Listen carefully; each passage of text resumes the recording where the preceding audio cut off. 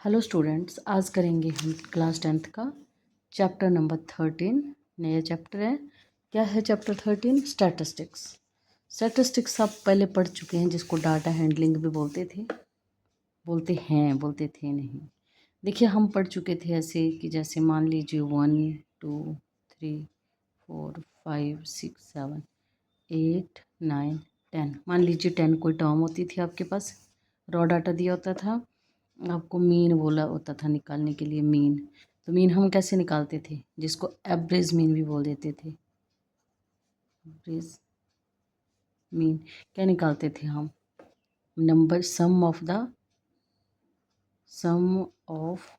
All terms, ऐसे निकालते थे ना। Sum of all terms divide by the total number of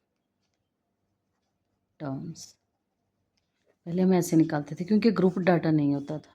ठीक है।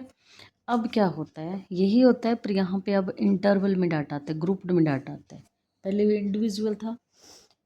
ठीक है। और हम मोड भी निकालते थे, याद हो अगर आपको। मोड मतलब जो सबसे ज़्यादा बार रिपीटेड टर्म है वो मोड बन जाती थी, रिपीटेड फ्रीक्वेंसी।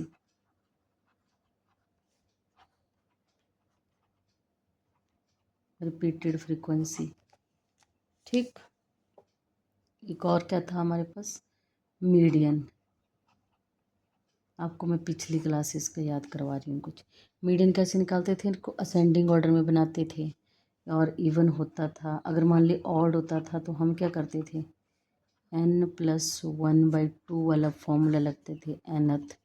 और अगर इवन होता था तो क्या करते थे, n/2 इंटू n/2+1 टर्म करते थे ना, ऐसा। ठीक है। अब हम कुछ थोड़ा सा अलग हटके करेंगे। जैसे मान लीजिए आपके पास इंटरवल दिया हो 0 to, इसको हम क्लास इंटरवल बोलते हैं। ठीक। और ये हमारी क्या बन जाती है, लोअर लिमिट। Lower limit. और जैसे कि 2 है, ये क्या बन जाएगी, अपर लिमिट। कई बार ऐसा क्वेश्चन पूछ लेता है examiner, lower limit upper limit. अब यहाँ से क्लास साइज, कई बार आया हुआ क्वेश्चन है। क्लास साइज मतलब जिसको आप एच बोल देते हो, आगे जो फॉर्मूले में यूज़ होगा। क्लास साइज मतलब upper limit minus lower limit. ठीक है। एक और आता है क्लास मार्क। क्लास मार्क और क्लास साइज में फ़र्क है। क्लास मार्क को आप एक्स साइज से रिप्रेजेंट करते हैं और उसका फॉर्मूला होता है लोअर लिमिट, ऐसे बोल दूँ, एल है lower limit plus upper limit divide by 2। Clear. अब मीन निकालने के फॉर्मूले होते हैं। फर्स्ट हम निकालेंगे मीन, इसको रिप्रेजेंट ऐसे करते हैं एक्स बार। एक होता है डायरेक्ट मेथड, हम डायरेक्ट मेथड के बारे में पढ़ेंगे। Sigma fi(xi) divide by sigma fi। Clear. एक पढ़ेंगे हम एज्यूम्ड मीन मेथड। जैसे जैसे आता जाएगा मैं बताती भी जाएंगी। एज्यूम्ड मीन में क्या करेंगे, मीन निकालेंगे कैसे, a+सिग्मा fi(di) divide by sigma fi। Clear. ये क्लियर हुई बात। हम फर्स्ट क्वेश्चन की तरफ बढ़ेंगे। 13.1 का क्वेश्चन नंबर 1। क्या है question number 1? A survey was conducted by a group of students as a part of their environmental awareness program, in which they are collected the following data regarding the number of plants in 20 houses in a locality। मतलब यहाँ पे 20 houses का record दिया हुआ है। Find the mean the number of plants पर house. Number of plants पर houses के बारे में आपको बताना है। आपको क्या करना है, यहाँ पे मेरे पास स्केल नहीं है, स्केल रखूँगी मैं अभी फ़िलहाल। ऐसे देखिए, हम ये क्वेश्चन है आपके पास। देखिए, नंबर ऑफ़ प्लांट्स, ये आपके इंटरवल दिया है, नीचे नंबर ऑफ़ हाउसेस।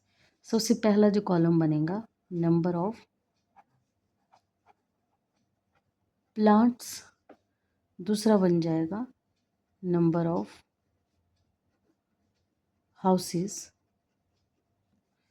ठीक है। तीसरा बन जाएगा आपके पास fi(xi), जिसको आप क्लास मार्क भी बोलते हो। और चौथा बन जाएगा x i f I x i. ठीक है, अभी तो मैं ऐसे लाइन लगा रही हूँ। ठीक है, पहले में आएगा आपका क्लास इंटरवल बोलते हैं इसको। जो नंबर ऑफ हाउसेज जो भी दिया उसको एफ आई बोलते हैं, x i f I x i. ठीक है, जैसे फर्स्ट है 0 to 2, 2 to 4, 4 to 6, 6 to 8, 8 to 10, 10 to 12 और 12 to 14। ठीक है, यहाँ पे फ्रीक्वेंसी भी दी है 1 2 1 5 6 2 3। अब मैंने बोला है क्लास मार्क कैसे निकालते हैं, upper limit plus lower limit. तो upper limit plus lower limit by 2 क्या बन जाएगा यहाँ पे, देखिए यहाँ पे अपर लिमिट लोअर लिमिट क्या है 0, दिख रहा है ना आपको ये 0 प्लस 2/2, मतलब 2/2 क्या बन जाएगा 1। तो यहाँ क्या आ जाएगा ये 1।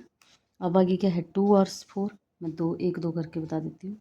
2 + 4/2 कितना बन गया 6, 6/2 3 3। आगे कितना है 4 + 5 10। तो यहाँ पे क्या आ जाएगा 1 3, 10/2 5। अब ऐसे निकाल लीजिए 1 3 5 7 9 11 और यहाँ क्या बन जाएगा 30। 2 3 निकालने होते हैं, आगे वाला इंटरवल ऐसे बन जाता है। ठीक है, अब आगे है एफ आई एक्स आई। तो एफ आई एक्स आई क्या बन जाएगा, 1 को 1 से मल्टीप्लाई करो 1, 2 3 ज़ा 6, 5 1 जा 5, 5 7 जा 35, 6 9 जा 54, 11 2 ज़ा 22 और 13 3 ज़ा 39। यहाँ पे ये निकालो, इसको बोलते हैं सिग्मा, का मतलब होता है sum of all frequencies. Sigma F i पढ़ते हैं इसको। देखिए 3 + 2 5, 5 + 6 11, 11 + 5 16, 17, 17 to 9 20 बन गया। और इनका भी निकालना होता है। विजिबल हो रहा है ना सबको, सॉरी अगर नहीं हो रहा होगा visible. Sigma F I x i. अब देखिए 9 + 2 11, 11 + 4 15, 15 + 5 20, 25, 25 और 6 कितना बन जाएगा 20 31 32, 2 गए आ गया, यहाँ पे 3 बच गया। अब देखिए 5 + 3 8, 8 + 2 10, 10 + 3 13, 13 + 3 16।